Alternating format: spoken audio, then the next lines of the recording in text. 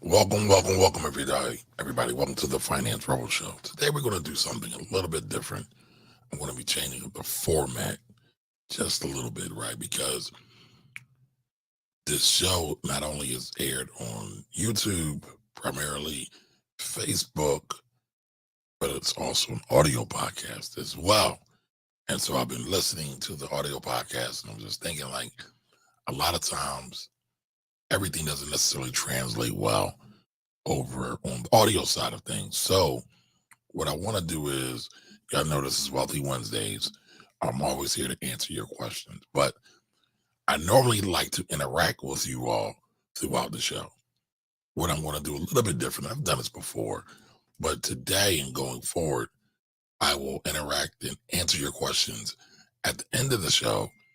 So when my editor comes through, they can edit some stuff out, make it a little bit prettier, and make it a clean audio experience or a better audio experience for everybody that listens to the audio experience.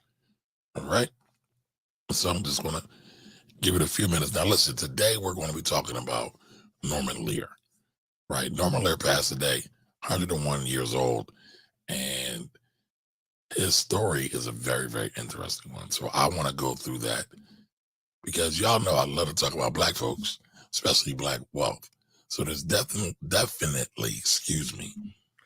definitely a Black wealth angle to it here. So just give me a second. Let folks come in. As you come in, feel free, chime in. Let me know who you are, where you're hailing from, and we'll definitely get at it in a few short seconds or moments. But let's see here.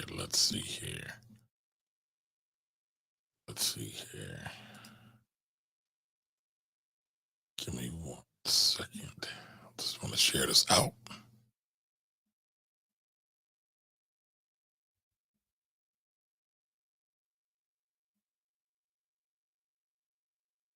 Seeing a couple people starting to come in, follow in, fill up the pews.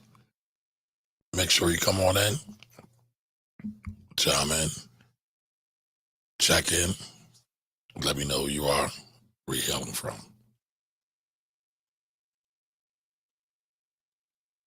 Alrighty. But let's get ready to go, y'all. All right. So today, Norman Lear passed, 101 years old. He lived at ripe old age. He's the creator, or so-called creator, of Good Times, All in the Family, and even Sanford and Son. What a lot of people don't realize is that his story, his creations were not just his. There's a Black man who often is left out of this story, and we want to talk about that today. By the way, that Black man's name is Eric Monte.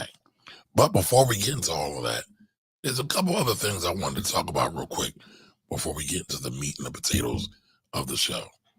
I saw this clip today, and I'm like, man, what are people going to do as AI gets rolling, as robotics gets rolling, as so many other advances in science and everything else is going on, gets going? What is the Black community going to do?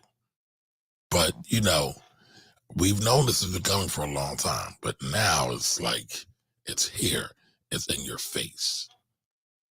All right. But before we get going, if you've never watched this show before, if you don't know who the hell I am, I'm Kamari Ellis, the Finance Rebel. You're watching the Finance Rebel Show. You're listening to the Finance Rebel Show as well. We do this every Wednesday at 8 p.m. And I am super late today. Dealing with client stuff as always. I'm only late when I'm working with the clients. Got to pay for all this stuff, right, and take care of the family. But again, today, we're going to talk about that, Norman Lear, Eric Monte, and a few other things as well. So as we get started, do me a favor. Make sure you like, comment, and share if you appreciate the show. If you like this content, make sure you share it out so more people can see it. All right? But take a look at the show and y'all tell me what y'all think.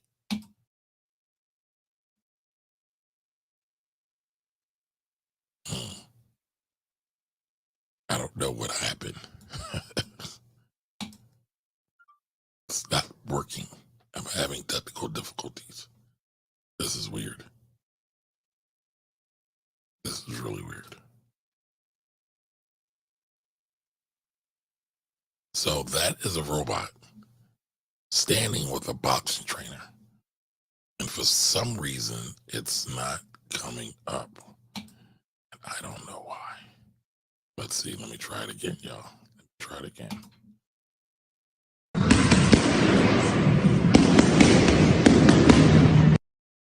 Did y'all see that?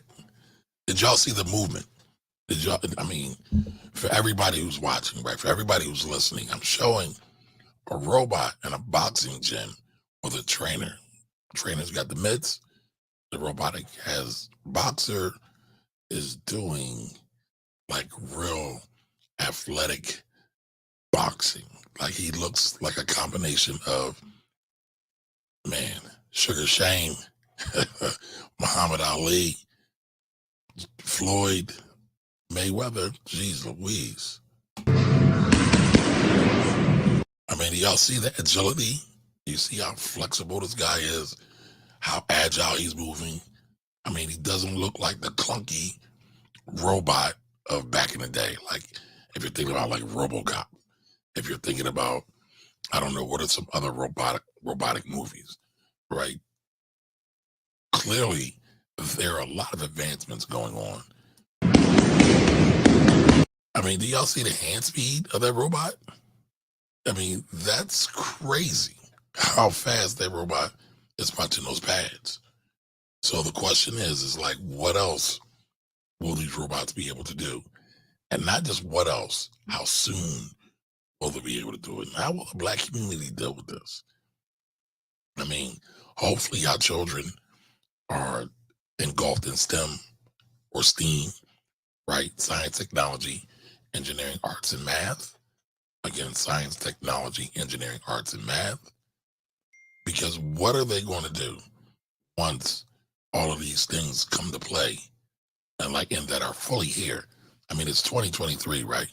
December of 2023, about to become winter of 2024. Like the future is now. Skynet's here. What are we going to do, y'all?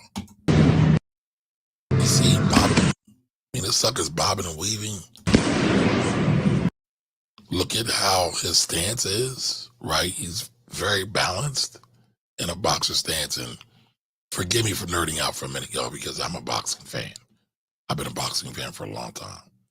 Not current day boxing, because I think some of the politics of it sucks. But, I mean, look at this. Look at this thing.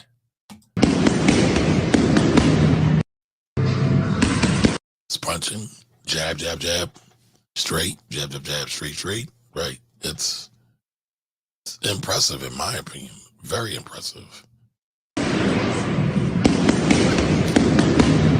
And I mean, I'm sure the robot could be programmed to do this, but there must be some sensors that are embedded into this robot to kind of have peripheral vision to feel that a punch is coming at him because it's bobbing and weaving. So it's not just, stiff. It's, again, flexible, agile, fluid. This is bananas. All right, so there's one more thing I want to get to that I think everybody should know about before we get done with this story. There's another crazy story floating around out here that I feel like this is one of those ones. Well, they're all one of those ones, but it's one of those situations where it should be highlighted, it should be talked about, it should be shared around. And I found this on Instagram as well.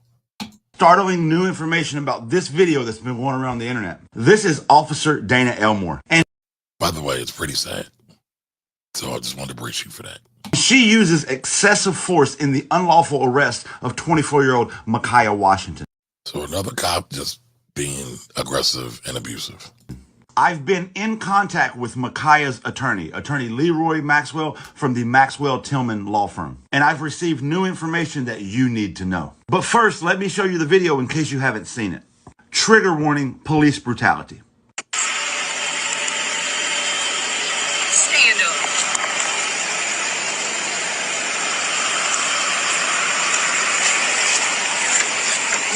front of the car.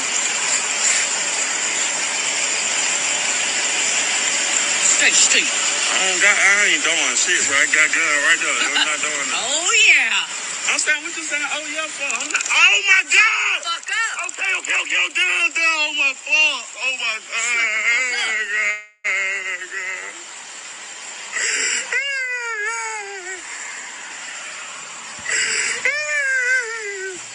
You want it again? Shut the fuck up. You was big and bad. Shut your bitch ass up. Before I go over what he was charged with after all that, let me give you the 2 minutes that led up to that video.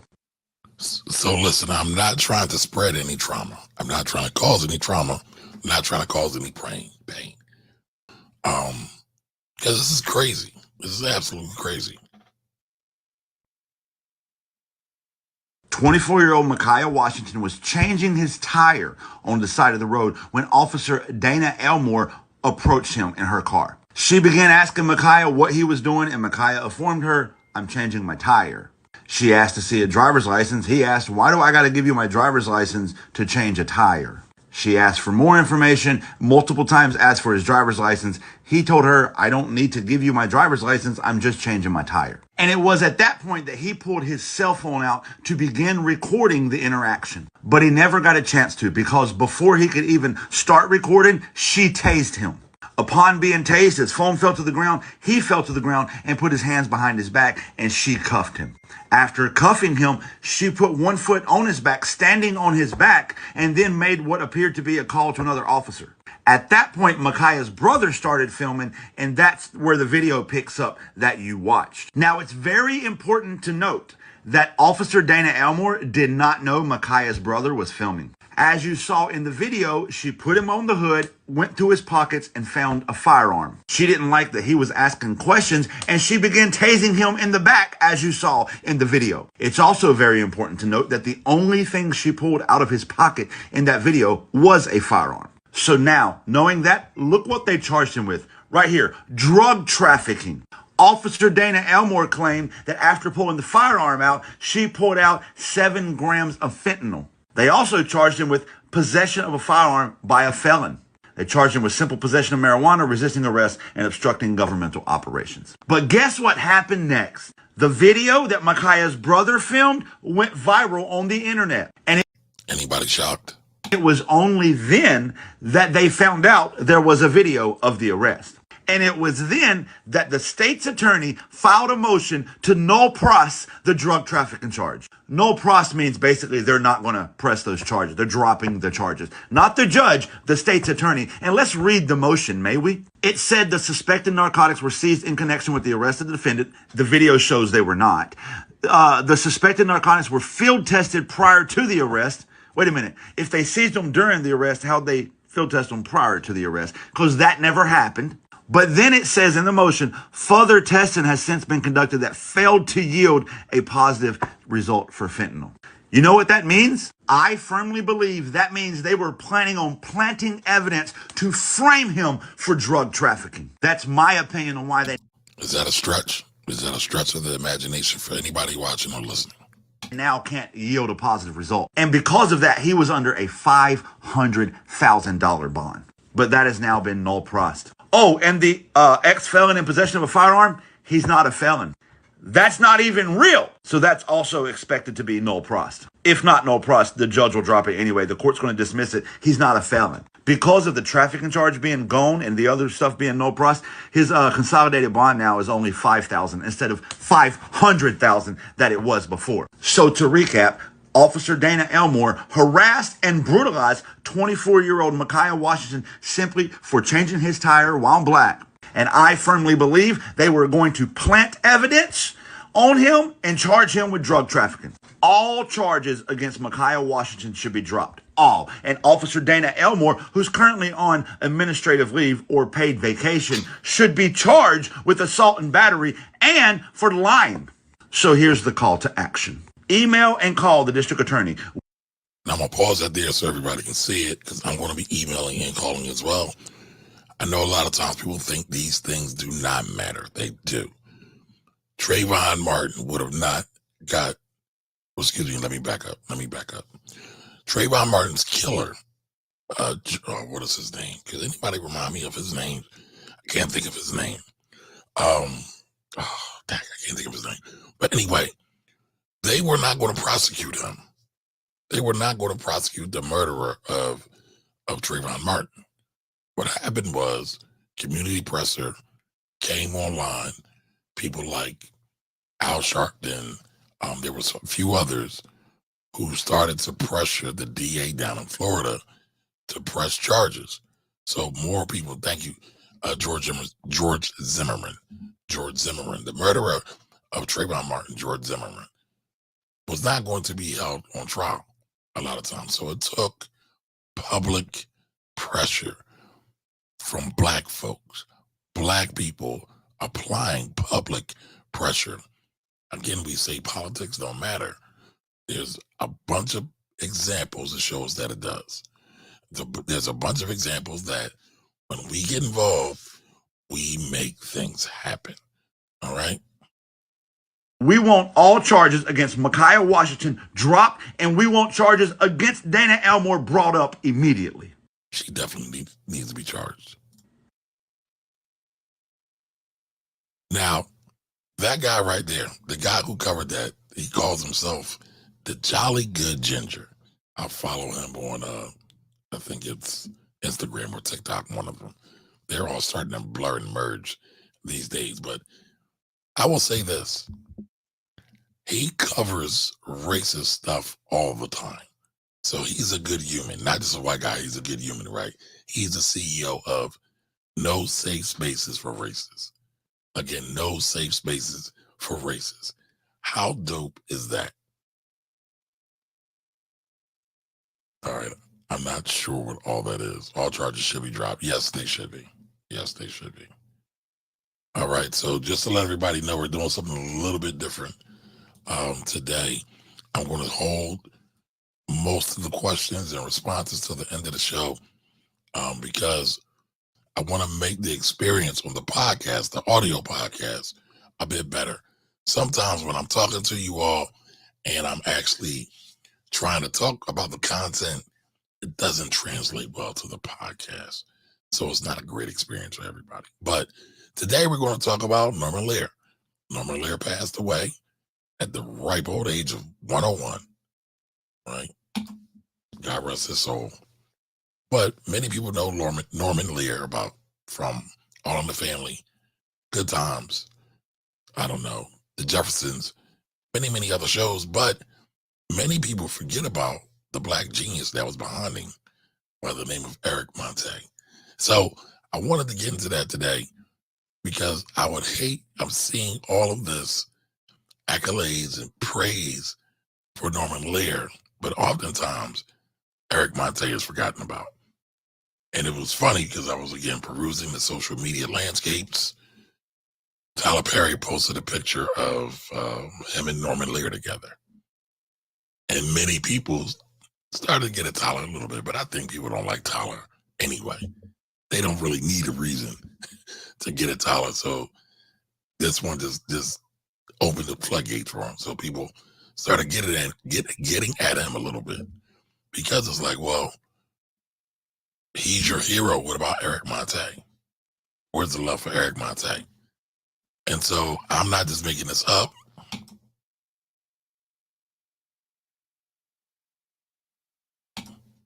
So I'm not just making this up. And it's funny, right, y'all? Because I be reading the comments. I'm trained to read the comments. I don't want to ignore y'all because I think it's rude. But I'm gonna get back to those comments in a little bit, y'all. But I want to talk about this again. And Eric Monte, again, if you don't know him, he's also the writer for Cooley High. Now, I know that might be aging myself a little bit, but I love Cooley High. Watch Cooley High, Coach Easton Preach. He wrote that play. He wrote that movie, and it was about his life growing up in Chicago. Eric Monte, that is. But let's get into this and let's look at this interview that I found. Give me 1 second. Here we go. Let me know. Can y'all hear that? Can y'all hear that? Let me know. I actually started writing to Los Angeles in 1965. When I went to Los Oh, I know what happened. The volume was down. I actually started writing when I went to Los Angeles in 1965. When I went to Los Angeles in 1965, I had never written a word. I was a high school dropout and I'd never gone All right, let me know how the volume is now. to school. Okay. People praise me now about my talent and ability, but the reality of the situation is I'm the least talented one in my family. Okay. My family was brilliant. How about now? Still low? Still low? Solid. All right, my man. My man, thank you. All right. I learned to write from my mother. By the way, if you're just now joining, please join the chat. Let us know who you are, where you're hailing from. I was a mess up in school. I did school. I caused fights. I did all kind of stuff. And I told you, my mother worked 3 jobs. She worked 2 full-time jobs, and on the weekends, she went out in Oak Park and cleaned up these people's houses. So Look at Florence, y'all. I used to love watching Florence and the Jeffersons. when you told her to take a day off from work, she didn't want to hear. Okay. So by the time the school had sent for her to come up there and to see about me, I had done a whole bunch of stuff. So she take a day off from work and she come to school. By the way, I'll probably get in trouble for today's broadcast. But, as I'm showing this, right, you can see on the screen, Cochise Preach. I can't remember the other cast members' names from Coley High. And they be, oh, and he did so and so. And my mother looked down at me going, mm-hmm. And what else? Oh, and he did so and so. My mother going, mm-hmm. And what else? And they'd run down the whole list. So she tell him, she said, look, he'll be back in school tomorrow. I'm gonna take him home today. And she take me home and she sit me at the table. She said, okay, now I heard what they have to say. What do you have to say? Okay. And I start lying. All right. Now, if anybody been in trouble with their mama, right, I think everybody's been in this position before. And she loved Sherlock Holmes. But on page 5, she could tell you who did it.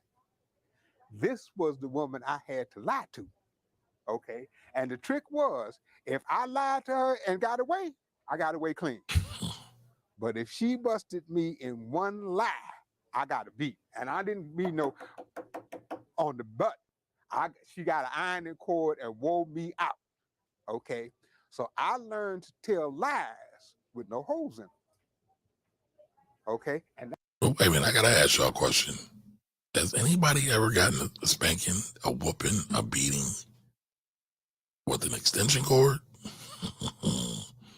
I have. It wasn't fun at all. Let's get back to it, y'all. Let's get back to it. that's all writing is. Writing is creating and telling lies with no holes in them. Now, did y'all hear that part? Right. I wrote An All in the Family, in which I created George. Now, I played that back part because I wanted y'all to hear this part here.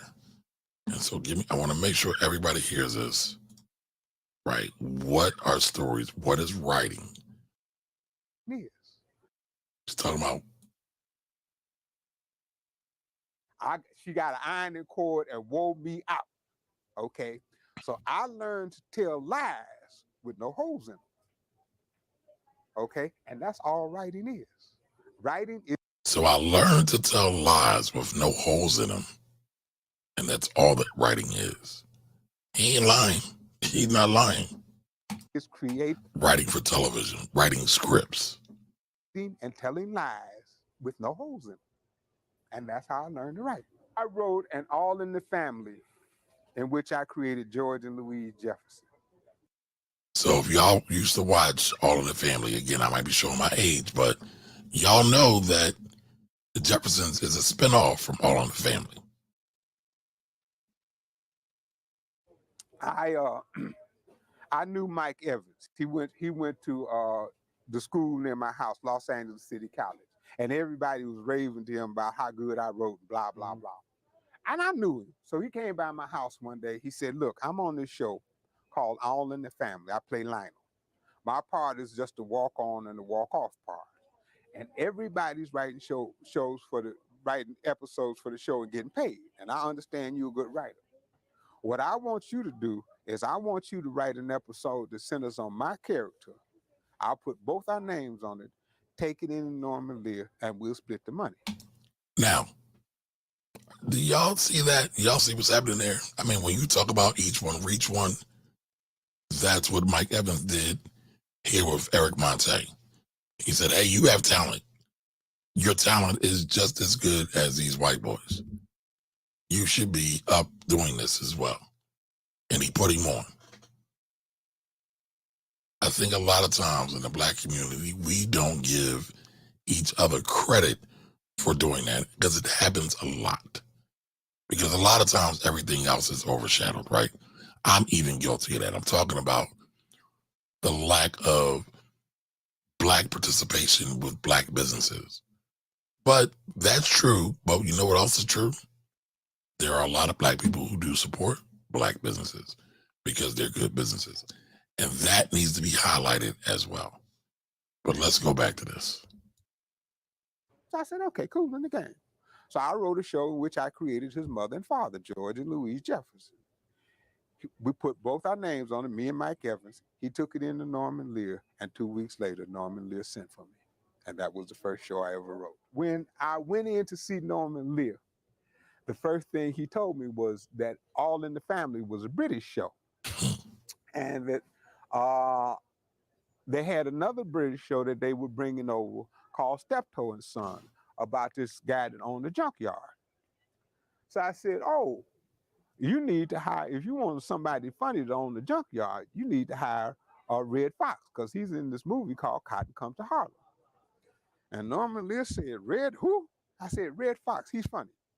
When we were kids, he used to do these party albums. Anybody familiar with Cotton Comes to Harlem? One of my favorite blaxploitation movies. And our parents would play him at the party, and we'd listen at the door. And then when they went to work, we'd play the records, okay? And Red Fox is funny. And Norman Lear said, no. This is a white show. 2 months later, he was doing Sanford and Son with Red Fox. Okay, I didn't get any credit for that. I've written for All in the Family, for Mark, Moesha, God. I did Cooley High. I did 9 Lives with Fitz the Cat. I was doing Good Times. And Steve Krantz was doing 9 Lives with Fitz. Now, here's a question, y'all. Are y'all familiar with Eric Monte? Like, do y'all know him first name basis? Just like Norman Lear. I will bet that most of us know Norman Lear is. Do y'all know who Eric Monte is? Question, throw it in the chat. Throw it in the comments. Fitz the Cat, and he asked Norman Lear, did he know any black writers? Because he wanted somebody black to write The Crow. So Norman Lear recommended me, and I wrote The Crows for 9 Lives with Fitz the Cat. And it was horrible. I did a good job, but the director is from a hole in the ground. I mean, he put the punchline in front of the setup. That's dumb, you know. But Steve Krantz liked it, and after that, he liked it, so they did it. And after that, me and him would hang out. All right, so that was part 1. All right, so I'm looking in the comments. A couple of y'all said no, you never heard of him before. So I normally don't do this, but I wanted to show both parts. So he took me to see this. Also, there's another video I was going to share, but it's so long. I will also include that in the comments. Excuse me, not in the comments. In the show notes, in the description, that's a bit longer for my friends over at, what's their name? Real Black. They're out of Philly as well. They have a big YouTube channel, and they do nothing but highlight black achievements. Movie called The Education of Sonny Carson. Yeah. Okay. And when we left. Now, has anybody ever heard of the movie called The Education of Sonny Carson? That's a cult classic, especially amongst folks from the quote unquote hood. The theater he was into, that's real black. And I was in the know it ain't. He said, oh, yes, it is. I said, no, it ain't. He said, yes, it is. It's Now, I want y'all to catch up on that. The white producer was telling them that The Education of Sonny Carson, it's a movie, was telling him that that's real black people. All right? I want to rewind that because I want y'all to hear that. And when we left the theater, I want y'all to hear that because I believe that's key. okay. And when we left the theater he was into, that's real black. And I was in the know it ain't. He said, oh, yes, it is. I said, no, it ain't. He said, yes, it is. Excuse me, Steve. How many black neighborhoods you been in? He said, none. I said, well, as somebody that was raised in the hardest black neighborhood in America, whenever they talk about crime and violence in America, the two places they always talk about is Bedford-Stuyvesant in Brooklyn and Cabrini Green in Chicago. And I grew up in Cabrini Green. I mean, how many of y'all understand that though, right? They always want to show the hood. They always want to show the dark side. Right now, there's this major conversation about hip hop. We talked about that a couple weeks ago, right? The corporations got a hold of hip hop, raped hip hop. Now people are saying hip hop is trash. It's demonic.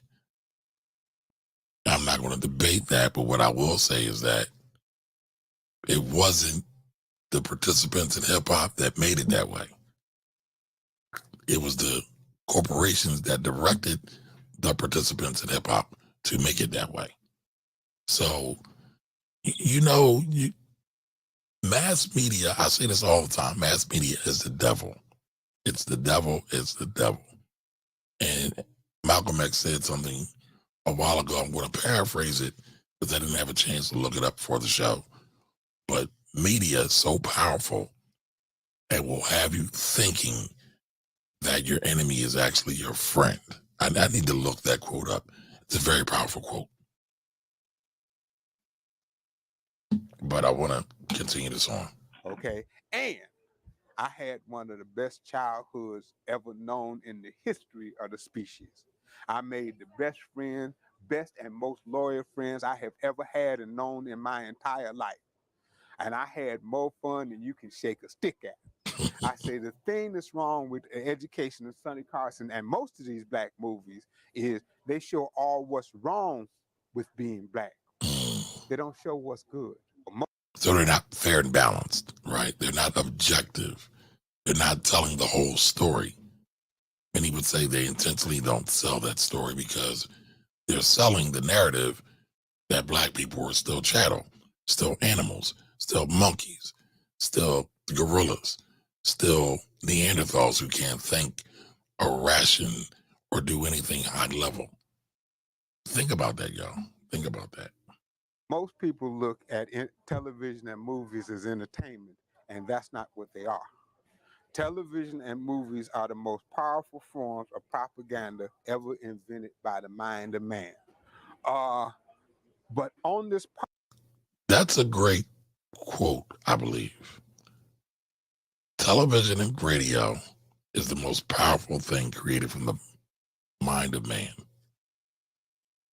Do y'all agree with that? Let me know in the chat if y'all agree with that. Let me find that. Let's play it again. television and movies are the most Television and movies, powerful forms of propaganda ever invented the most powerful forms of propaganda. by the mind of man. And movies is entertainment, and that's not what they are. Is they show all what's wrong with being black. They don't show what's good. Most people look at television and movies as entertainment, and that's not what they are. Television and movies are the most powerful forms of propaganda ever invented by the mind of man. So, I mean, I think that's a great point, right? I always say to my sons, protect your mind and guard your spirit. We say, you are what you eat. Well, not only are you what you eat, you are what you read, you are what you watch, you are what you digest. Not just in food, but in the way that the people, the spirit, the energies that you entertain, you become them. It may not be conscious, and I'm not trying to be woo-woo with y'all, But you can see it, like if you ever notice, if you're around someone angry, you might have been happy the whole time. That can totally change your demeanor. And then as you become angry, you become agitated, right? A lot of times, stuff like that, we do not pick up on. We miss out on it. But think about it. And so what thoughts, what energies, what information is television, radio, and movies really projecting into the minds and ears, or excuse me, the eyes and ears, and ultimately the minds of people? And I'm included. I'm included. But on this powerful, powerful, powerful propaganda media, we were depicted as fools and incompetents and know nothing. That was when I started. I was in, I'm going to change that. Well, I did change it. Now they have black fathers on television. When I first pitched Good Times and the Jeffersons to Norman Lear, I pitched Good Times in 1971. It didn't go on the air until 1974. Me and Norman must have had 30 meetings in those 3 years. The one note I got in every meeting without fail was, you got to get rid of the father. You got to get rid of the fathers. Many people talk about it a lot of times. Anytime you're looking to destroy a people, you're looking to destroy the warriors. Typically, the warriors are the men, the fathers, the babas, the granddads, the pop-pops, the poppies, all of them, a lot of times are there to protect. If you take them out, you remove them, you remove the image of them, it becomes a lot easier to infiltrate. Strong black man in a sitcom don't work. Okay. They didn't.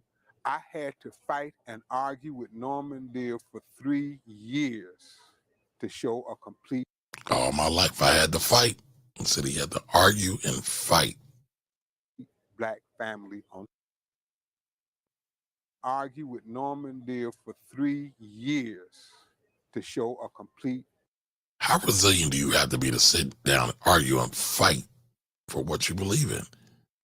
Not only fight for what you believe in, but fight for what you believe in with the person who ultimately is signing your paycheck. Black family on television. Okay. Now we are not just fools and idiots. We're gangsters and thugs and murderers. We get to show some nice black people, but they in white neighborhoods, but not in the ghetto, not where there is an abundance of poor black. There's nobody there that has any conscience, soul, morals, beliefs, concepts. All they are stupid thugs. That's what we've become. And Now, one word I think is really key. You said no soul. And then when you think about this, right, as television proliferates, drugs proliferate, alcohol proliferates, the war on crime accelerates, more violence does peak as well. I've never been the one to believe that people are programmed by music, people are programmed by videos, people are programmed by television. But I guess I've always had a hard time believing that because I had parents, right, that taught me right from wrong and had a moral system. But what happens to people when they don't have parents, or their parents really are with, for lack of a better term, the shits, as we like to say, right? They ain't got no home training. They weren't taught right from wrong. So it's like the animals are training the children to then become animals. And I'm not calling all black people animals. I'm just saying, like, that's kind of the dynamic that's happening here. And it's scary. against that as much as I was against the buffoonery. So basically saying that they just wanted a minstrel show. Okay. Now we are not just fools and idiots. We're gangsters and thugs and murderers. We get to show some nice black people, but they in white neighborhoods, but not in the ghetto, not where there is an abundance of poor black. There's nobody there that has any conscience, soul, morals, beliefs, Conscience is another word he said as well. concepts. All they are stupid thugs. That's what we've become. And I'm against that as much as I was against the buffoonery. See, my thing is, they don't see most of these black movies, they glorify gangs. Like this one Denzel Washington is in. My thing is, He's talking about American Gangster. Bumpy Johnson. No, I'm sorry. Frank Lucas. when they do these movies, all these little black kids run out into, they ain't got no money. Like I didn't have no money. They run out into the streets and they want to do all this stuff. 50 Cent, Get Rich or Die Trying, Denzel Washington. They go out there and they kill people. They rob people. Okay. They get these ideas from the screen, from television. So is art imitating life, or is life imitating art? That's always a thing I always wonder about. Vision and movies, okay? And one of the reasons that I'm such a problem is in Hollywood is because they don't print enough money to make me degrade black people or to inspire some kid to go out and kill his brother. They don't print that much money.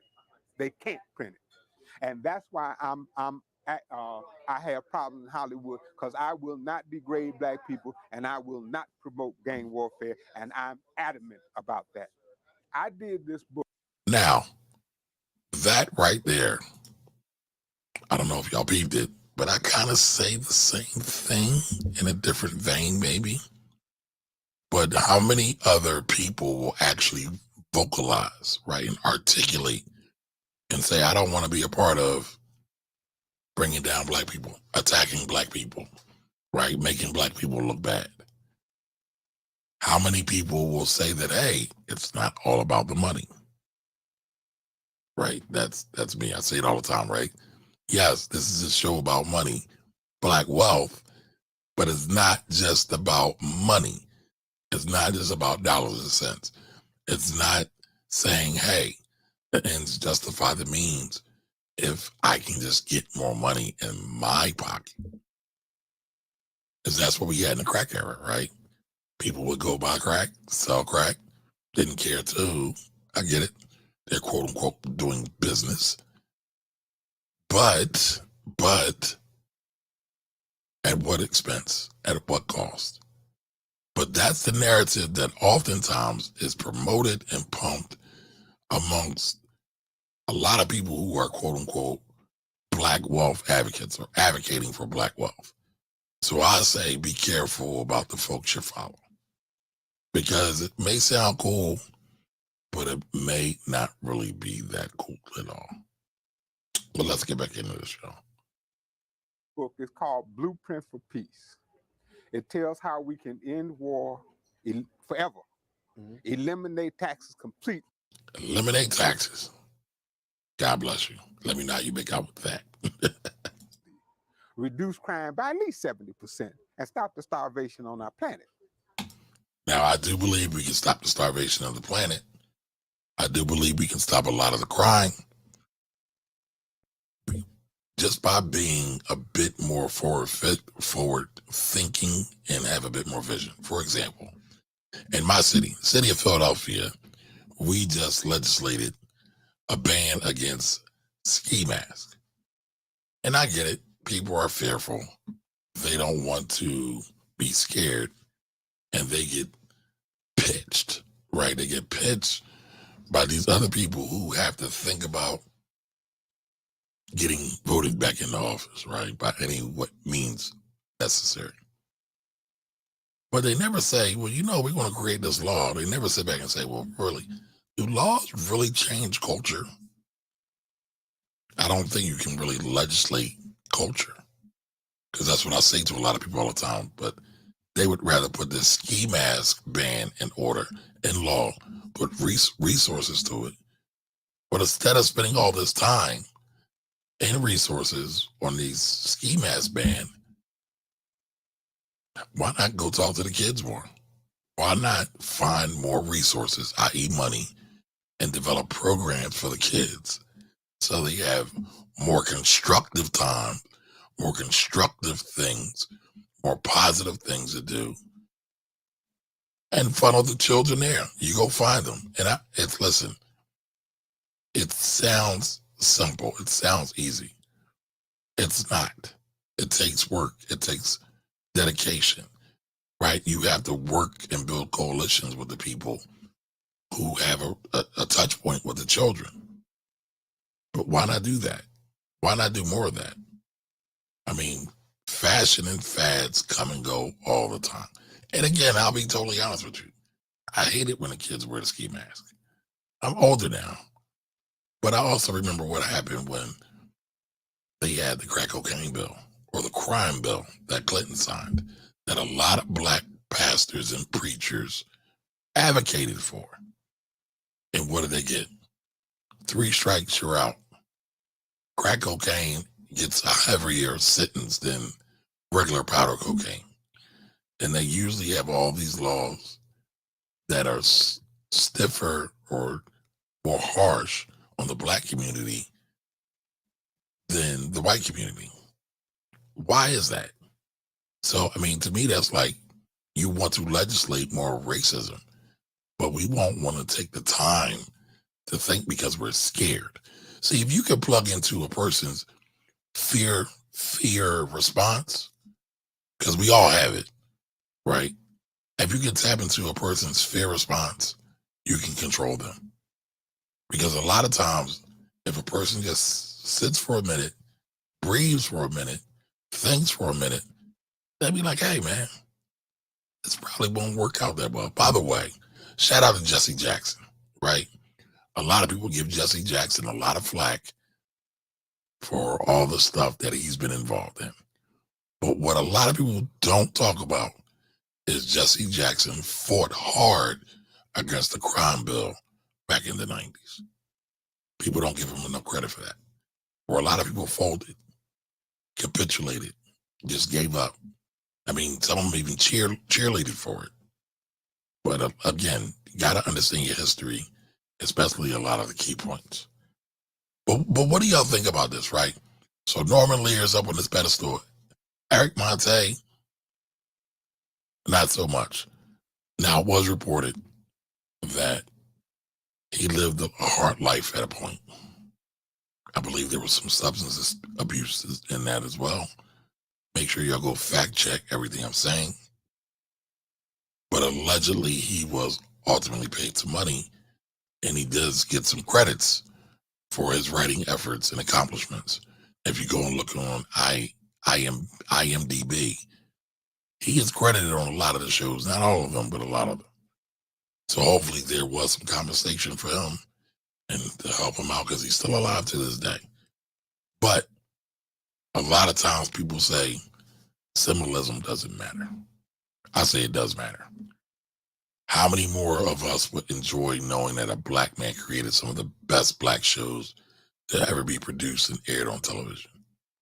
I think that would be very, very powerful. I think it'd be very, very powerful.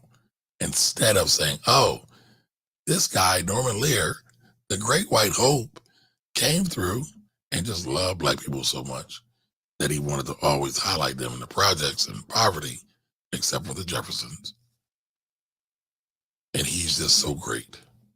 But all the while, there was really a black mind, a black voice behind the scenes, writing and pushing for this in a positive way.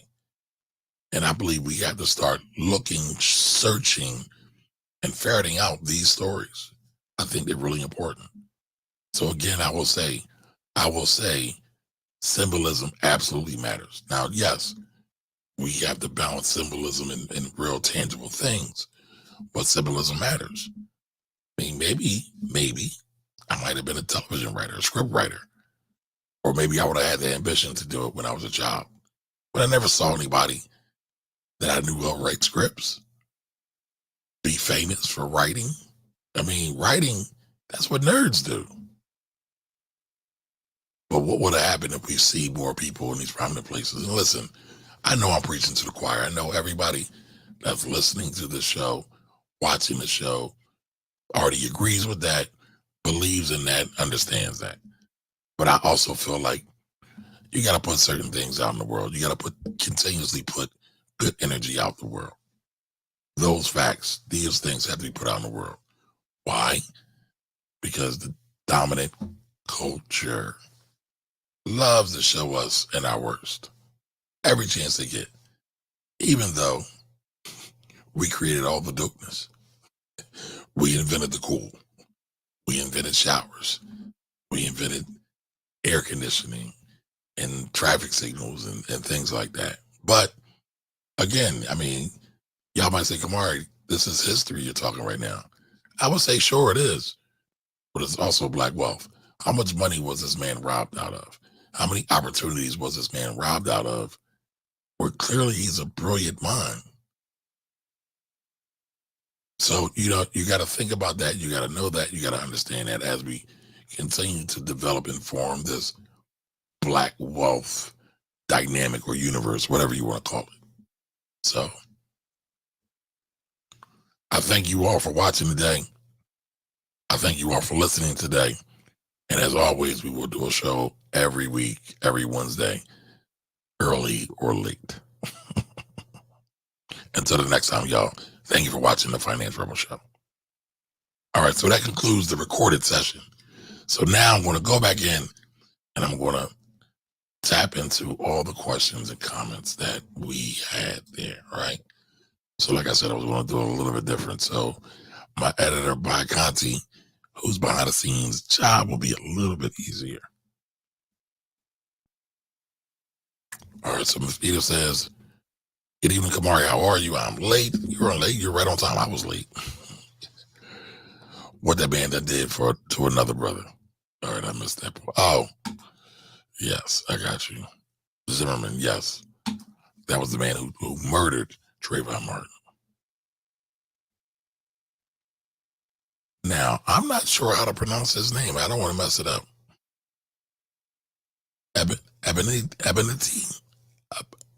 Abinati. Correct me if I'm wrong. Spell it out phonetically for me. Shantae, how are you? One of your favorite movies, okay. And I'm guessing you're talking about, what movie did I say? I'm getting old, y'all. Cooley Eye.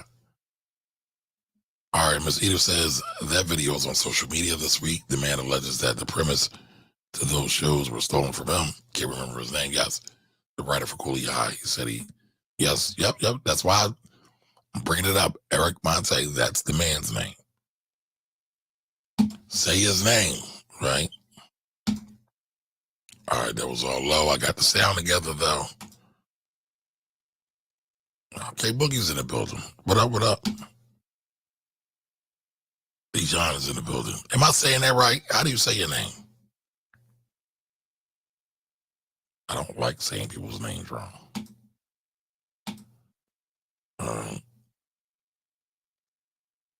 Why the interview's all over social media?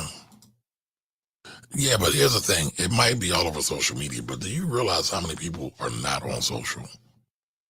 Right? They might listen to a podcast versus being on social.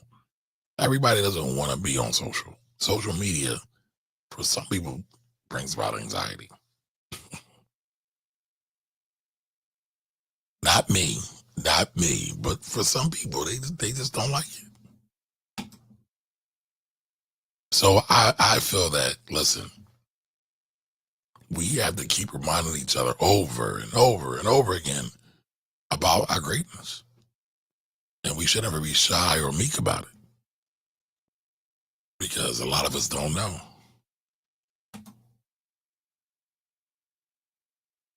All right, I think I asked a question and Shantae answered.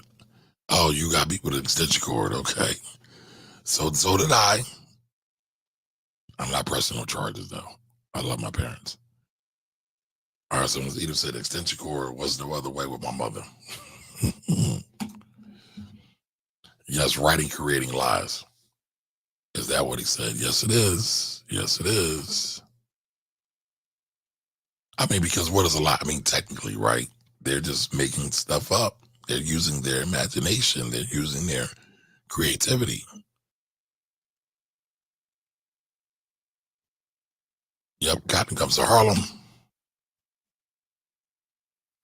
Now, I believe he did sign a contract later on. I believe he didn't necessarily get all the money that was due to him. However, guess what? Putting it out here, y'all research it more,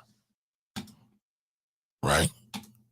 So when y'all hear like Norman Lear this, Norman Lear that, and I'm like, yo, there's a black man that helped a lot of this. All right, knew of Norman Lear, never heard of this guy. All right, well, now you have. Now you have.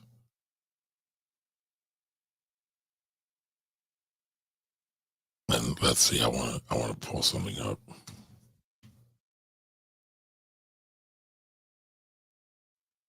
I'm going to pull something up.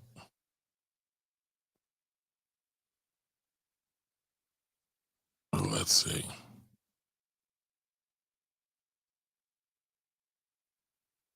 Let's see. Now, if anybody has any money questions, taxes, business, economics, go ahead and throw them in the chat. We can get at those as well. So I wanted to show this here, right? So some people were not happy with Mr. Perry when he showed this picture that he took with Norman Lear. And this is what the caption says. Not long ago, I had the pleasure of meeting one of my heroes. He invited me to lunch at his home. And as we sat and talked and laughed, I got a chance to tell him how he helped save my life. See the narratives, right? See the narratives? And maybe he did help. I mean, he definitely was a part of it, right? Definitely wouldn't have been able to bring it to screen without Norman Lear's influence involved. I'm clear on that. I share with him that he taught me to dream a bigger dream by his example. He was 100 years old at that time, but sharp as ever, full of wisdom and great advice. And I took it all in. Just before I left, I asked, at 100 years old, what are you looking forward to? Without any hesitation, he said, tomorrow. It was such a simple but powerful lesson to live your life fully, one day at a time. And one day at a time just happened to be the name of one of his many hit TV shows. I don't know that TV show. Alongside Maude, if anybody knows about Maude, I didn't watch Maude a lot, but I know about it was another black show. All in the Family, Good Times, Sanford and Son, and so many other incredible shows that were the only thing that brought laughter and joy to me as a child. But guess what? There was a black man that really helped to stoke his identity, his vision, his joy, and his dreams. And he didn't even really acknowledge it. And I'm not trying to get on Tyler. I'm not. I'm just saying it's really powerful to know these things. Front of mind. Like, that's the first thing that comes to mind. Eric Monte. If not at least top of mind, it should be a close 1.5. You know, it should be top of mind. Right at the tip of your tongue. They were the only thing that brought laughter to and joy to me as a child. Was living a daily nightmare. I'm so glad that I had a chance to say to him, thanks to his vision and his works. He gave me many tomorrows to look forward to. So today, sadly, I say goodbye. And I salute a veteran. One who asked me to help put together a moment for him to say thank you to the surviving Red Tail Tuskegee Airmen. He wanted to thank them for the escorts that provided him and others during World War II, which I did with Robin Roberts of GMA, Good Morning America. It felt good to be able to do something for him. A hero and someone who inspired me to try and bring as much laughter to the world as he brought to the little boy that I was. You, sir, are truly one of one. I'm so glad that we are on the planet at the same time. Thank you for your example. Rest in peace, my dear friend. I thank God for you. My prayers are with your family. Travel well, Mr. Norman Lear.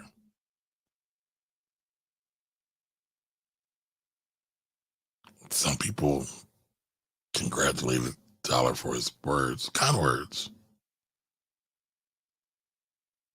I know I saw some other things and people were not that happy though. But you know, it happens. It happens. All right. Maybe Monte will receive something in the will. I doubt it. Yep, always in the hood. Always in the hood. Yes, corporations absolutely stole hip hop. But we kind of gave it to them too. But it's really hard for poor kids to say, no, I'm going to refuse this $1 million contract, this $500,000 contract, this $20,000 contract when you don't know where your meal is coming from next week or tomorrow, let alone. So I'm not blaming, I'm not pointing any fingers. I'm just saying, hey, this thing was crazy. All right. Now, what do y'all think? Or what y'all think in the chat? I would love to hear what you think. They said he didn't want a father on Good Times. They said that. I mean, what is her name? What was Florida's name? Esther Roll? She said the same thing. I mean, it's well documented. It is well documented. Matter of fact, I shared a video of her talking about how she helped to bring a black father to television. I'm trying to find it now. Because I have it. I shared it. And I know, as I get older, as you all get older, as our children get older, many of these things are missed or forgotten about. So, like, if you don't take time to, like, really sit and think about and research some of this stuff and then share it, a lot of it's forgotten. A lot of it's forgotten. It's missed. And the only people you could really blame is yourselves. It's me, right? I blame me because we're not doing enough to document the history, spread the history. I can't find the video. Can't find the video, y'all. I wanted to show that one. But again, what do y'all think? Do we need more Eric Montes?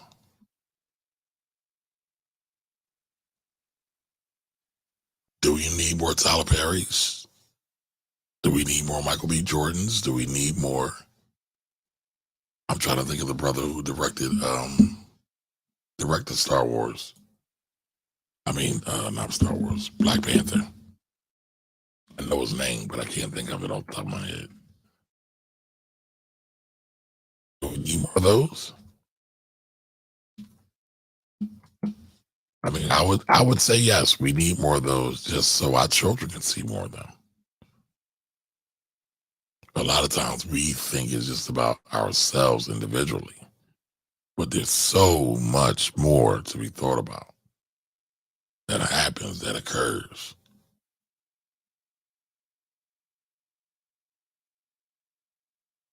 I'm trying to think of this man's name, Ryan Coogler. I don't know why I couldn't think of his name. I really like his work too. Yes, when the men are killed off, it's easy to infiltrate a lot of times. Yep, they went to Florida to be a single mother. And listen, there were a lot of single mothers back then. Why is pretty obvious.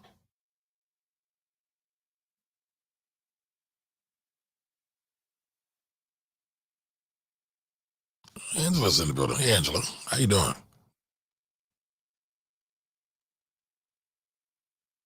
All right, will you please put in the chat that web and phone number? Is that the one for the cop? Still Rocks is in the building. What's up, brother? Tosca, did I say it right? Eric was not compensated properly for his work. I believe that. I mean, I've read something somewhere and I couldn't verify it, but he got like $1 million and 1% royalty from Good Times, I think it was.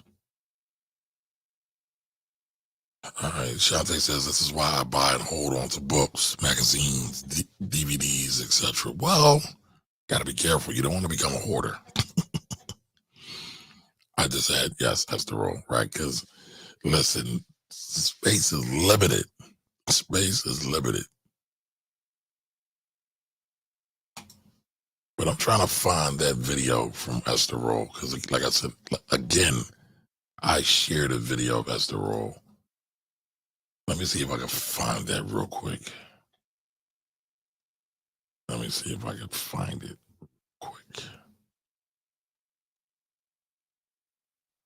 Give me 1 second.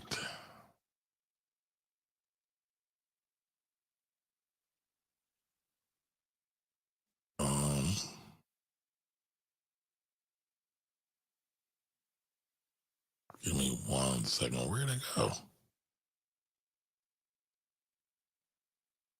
I know I shared it on my Facebook page, but now I can't find it.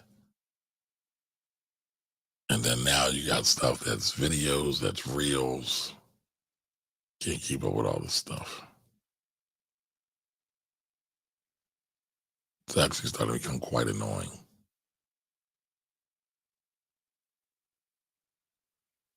Let's see.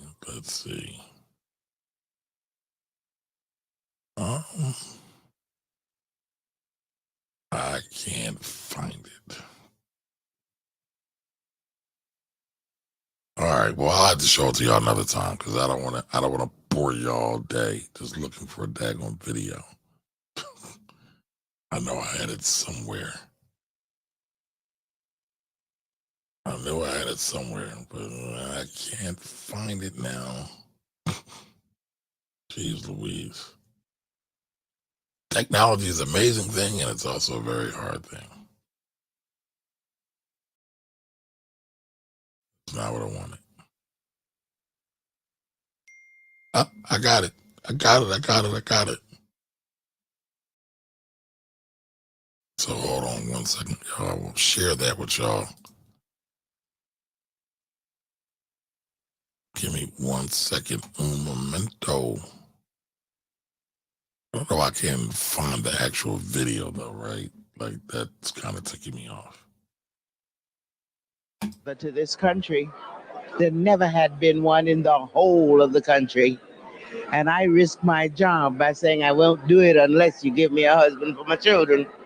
I introduced the black father to this country. There never had been one in the whole of the country. And I risk my job by saying I won't do it unless you give me a husband for my children. I introduced the black father to this country. Now, the one thing that I thought about, and I kind of alluded to it, right? Well, I did kind of say it right. These people was putting all their bread on the line, all their livelihood on the line to stand for what's right, to stand on principles. They stand on business. As Young King said, was it last week, a couple weeks ago, T.I.'s son, right? Esther Roll stood on business. Eric Monte stood on business. I don't know if we really understand what standing on business though is these days. I mean, we think it's all about the materialistic thing, it's the money thing, but not necessarily about the community thing. But I don't know. What do y'all think, y'all? All right, Shante says she has a TV room. All right, we need to have a viewing party at your spot one day then. She got her balling. She's stunting. But listen, y'all, I appreciate everybody being here. As always, I'm here every Wednesday. Is there anything that y'all want me to cover? Let me know. Feel free to send me a DM on IG, Twitter, wherever you may be. You can always find me, the Finance Rebel, Kamar Ellis. But I will be back. Again, I will be back. And if you got anything you want me to cover, just send it to me and I will cover it. All right. I will talk to you all soon. You all have a great weekend. Great night. It's not even weekend yet, right? It's still in the middle of the week. I'm ready for the week to be over. But until the next time, y'all be great. Later.